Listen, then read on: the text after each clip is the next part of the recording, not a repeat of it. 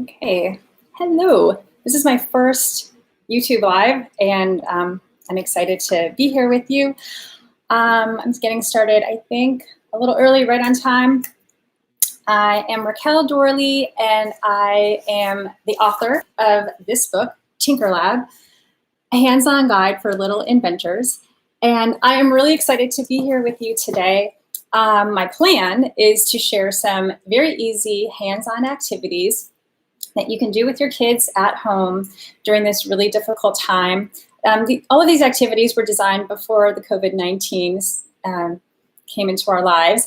And so these are great for any time. But what I've tried to do today is curate some of the projects that are really easy to do with materials that you already have in your home. And I hope I can give you some very easy, actionable steps and tools that you can implement right away. There are a few things that I want to share with you before I get started with the activities. And these are just some tips that have really worked for me over the years. I've been a working at home parent for a really long time. And so some of these things that I've been experimenting with, I think can be really helpful to all of us today.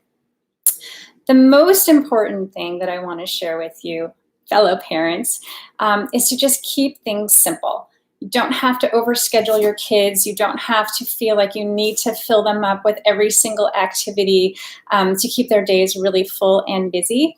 The way I think about activities, and obviously, I write books about them.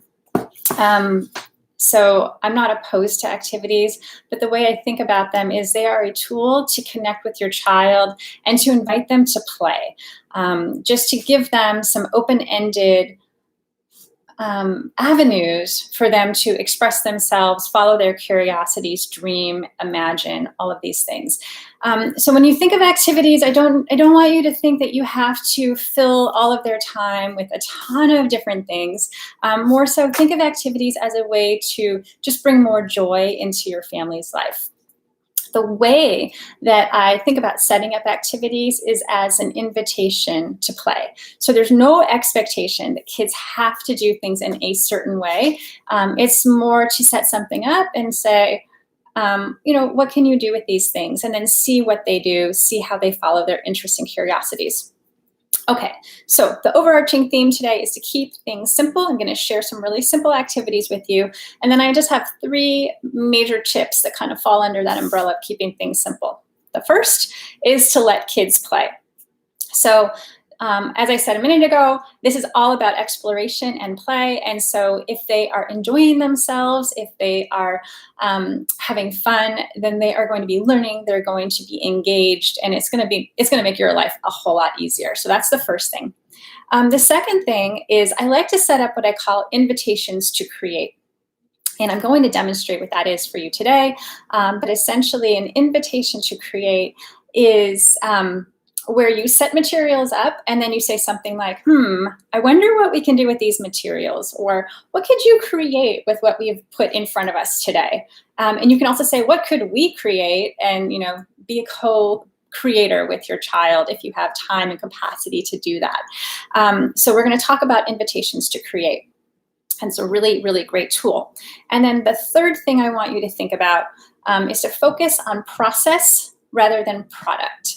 So this is going to be all about the process. So you might set up an invitation to create with an idea in your mind on where you think your child will take that process, but be open to their own process and imagine that while you might have something in mind, they might take it in a completely different direction, and I'll share some examples of that. And that is absolutely okay. In fact, that is the goal. So you can have a product in your mind, but if they want to go in a different direction, let them go there, because that means they're following their curiosities and they're having fun. And again, this is going to make your life so much easier if you don't feel like you have to make something fit a certain mold or a certain structure. So we really want to encourage kids to feel creative. And at the end of the day, we are in a really complicated situation right now. And I'm a parent and I've got 2 kids at home and I'm trying to work, and it's not easy. I just want to emphasize that the point is not to add more to your plate. The point is to find tools that can really make your life easier. So if you have to make dinner and your kids need your attention, possibly some of these activities could be something you could set up. Maybe they're near you in the kitchen if you're making dinner, let's say, but they can engage in the activity. You can give them some ideas and talk to them while they're doing it, but you can also get things done that you need to get done. And so what these processes really do is they help kids think independently and creatively. Oh, things are falling behind me. This is one of the things I'm gonna share today. Okay, we'll get to that in a minute. Okay, so what I have done is I have bookmarked some of my favorite projects from this book, and I'm gonna demonstrate a few of them for you today. Okay, so this first one is called Circle Games. So kids love making circles. It's one of the first marks that we make as humans when we're little. We start making circles.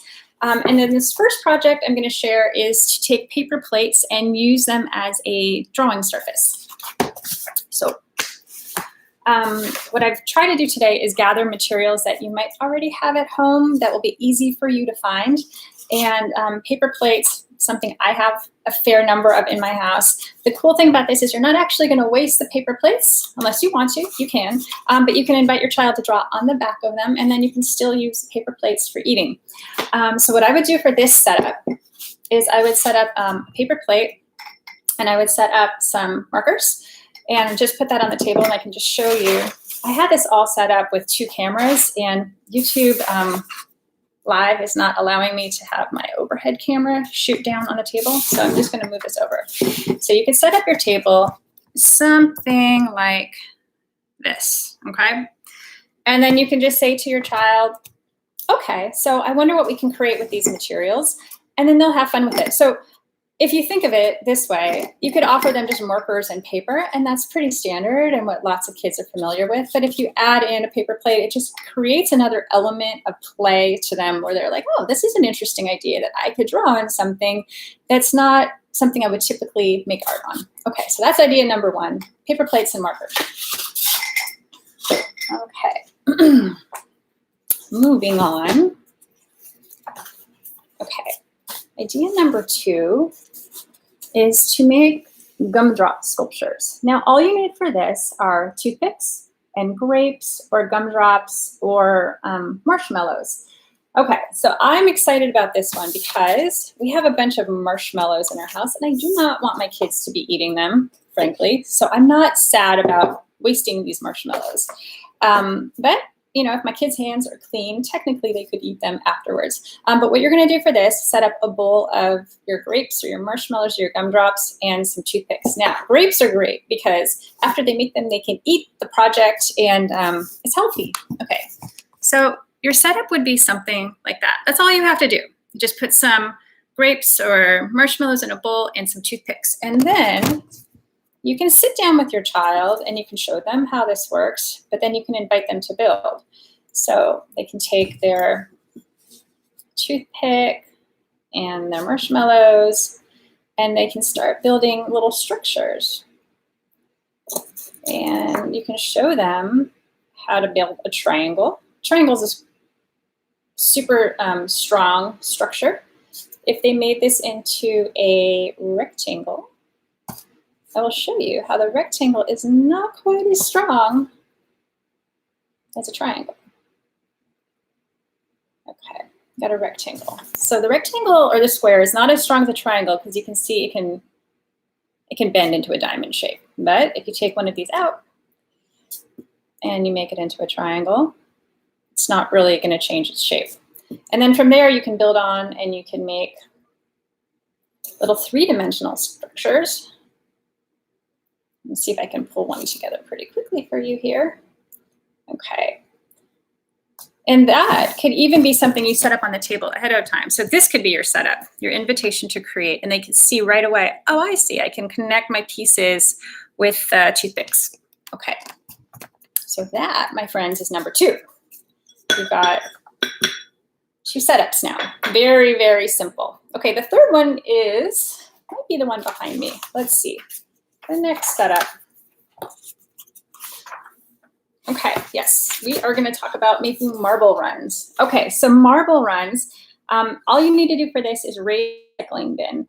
And you see in this picture, right, some cardboard and make ramps and have little cars drive down them. And in this picture right here, which also happens to be on the cover of the book, you can use cardboard tubes from your paper towels or your toilet paper and tape them to the wall to build a little ramp for them. So I have that set up on the wall behind me. It's the thing that was falling down.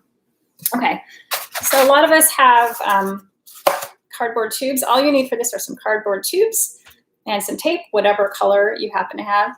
You can go a step further. If you have a lot of tape around, you can invite your child to decorate the tubes with the tape, and they can also, related, you can have them decorate them with markers. Okay, so for this, you're gonna have all your cardboard tubes, and the last thing you're gonna need is a ball. Just any regular little bouncing ball, something like that. All right, so you can see I've set this up here, and it looks like I'm out of camera. So I'm gonna move these guys down just a bit. There, right there, looks pretty good. Okay. And I'm sitting on my bedroom floor, by the way, because it seems like a decent spot to get this working. Okay, cool. So you got something like that, and let me see if I can grab my bowl from my marshmallows. Imagine this is the floor right here. So you can then have a bowl or a basket on the floor, kind of like, hold on. You know, basket like this would be great for catching things, or a little bowl on the floor. And we can test it. So we're working with gravity here. I'm going to throw our ball in. It landed in the bowl, which is great. It also flew out of the bowl. You can test it with different balls, see if it works, and it works. Okay, so this is a super fun activity. If you have a lot of these, you can set them all up, and you can build an enormous gravity-pulled marble run. You can try it with different kinds of balls and marbles. What else did I want to say about this?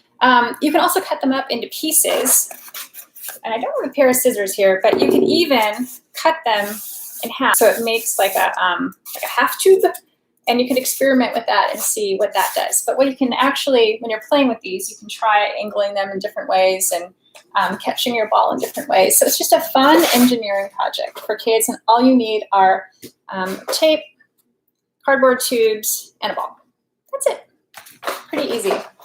Okay. I think I have one more project to share with you guys.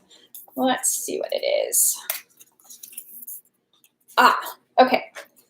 The last one, a little chemistry here. This is called the Potion Station. And this is endless fun, and this is a great sensory activity that you can set up when you are making dinner, or if you just need a little extra time. It can get a little bit messy, so if you want to set this up outside, or in show you what supplies you're going to need. So I'm going to set this up here. It's going to look involved, but it's really not. It comes together pretty easy. Okay, so you have, here we go. Okay. All right, so you've got a rag, because you might want to sop up a mess. You need some kind of a tray, and it could be anything. This is a small tray. I would recommend like a big cookie sheet or something like that to allow your child a lot of room to explore, but I'm using a small tray here just because it fits my table. Sip baking soda. We're gonna use some baking soda. Food coloring, this is just for fun. You don't need to have food coloring, but if you want it, that makes it a little extra. Okay, and a spoon, a bowl. If you happen to have a medicine dropper, this makes this just like a little, it elevates the project just a little bit, but you don't need it. And then some kind of a container and vinegar, okay? So vinegar and baking soda are gonna be your basic ingredients here. And then the rest of this stuff, these are just tools that are gonna help you with this project. Okay, so I'm gonna move my computer back for a second. All right, so what we can add in some food coloring if you want, just to make it, like I said, extra. I got blue in there. Okay. And then I'm going to take some of my baking soda and put it into my bowl.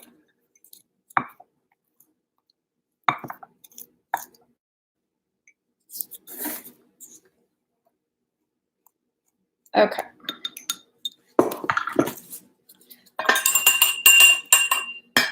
All right, so then I have, this is kind of what it looks like now. This is really the setup. Those were the supplies, so here's your setup. All right, so you have your baking soda with a spoon, you've got your vinegar, and then a rag nearby, inside a tray. That's pretty much it. If you happen to have a lot of vinegar, this can be a very addicting, fun process. Okay, so kids will really enjoy this. The first time I did this with my kids, my daughter basically wanted to use all the vinegar in the house. Okay, so they can leave the baking soda in here, they can pour it in the tray, and then there's just a chemical reaction that happens here. With young kids, if they're using a pipette or a medicine dropper, you can show them how if they squeeze it and then they let it go, it pulls all of the liquid into it.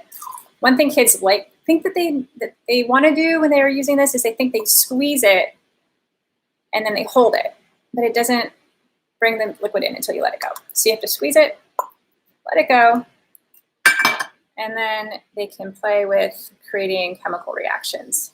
Going right inside the bowl here. You see it fizzes up and it's super rewarding and very fun. You could do this with multiple colors and create rainbows of explosions all over your table. Okay, friends, so thank you so much for joining me. I just want to reiterate my tips with you, which are to